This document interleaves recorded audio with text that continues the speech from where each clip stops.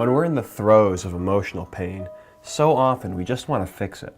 We view negative feelings as problems we need to solve so we can just feel better. But Dr. Stephen Hayes, creator of acceptance and commitment therapy, says that when it comes to emotions, our problem-solving instinct isn't always a helpful one, and he tells us the reasons why. There's a lot of wisdom in our emotions. There's a lot of wisdom in our thoughts. And sorting them into good and bad and then trying to get rid of the bad and only have the good, what it leads to is suppression, amplification of negative thoughts, the failure to learn from things that are quote unquote negative and yet are important.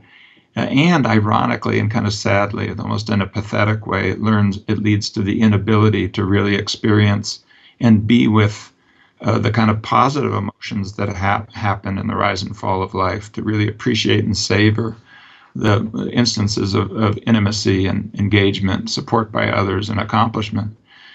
So we've shown in our work that this process, this normal human problem-solving process, overextends to the world within, and we begin to try to avoid our own thoughts and feelings that are difficult.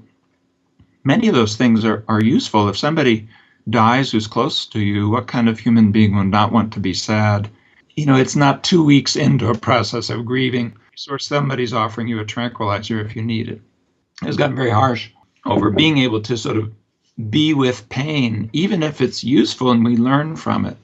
And so what we're trying to do in the mindfulness work, I think, is get back to a wiser part of our traditions and then explore that scientifically and in our clinical work. You want to be able to notice what you think and feel. You want to be able to have flexible attention and a sense of self that is not threatened by the world within, and then be able to shift your attention towards what you value and care about and linking your behavior to that.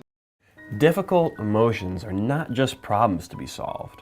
They're a natural and valuable part of our human experience. Showing patients a new perspective could help remove some of the stress they face in dealing with pain and sadness. Dr. Hayes will share a way we can help patients transition out of this problem-solving mode and into mindful awareness during the full webinar. Just sign up below to watch the broadcast.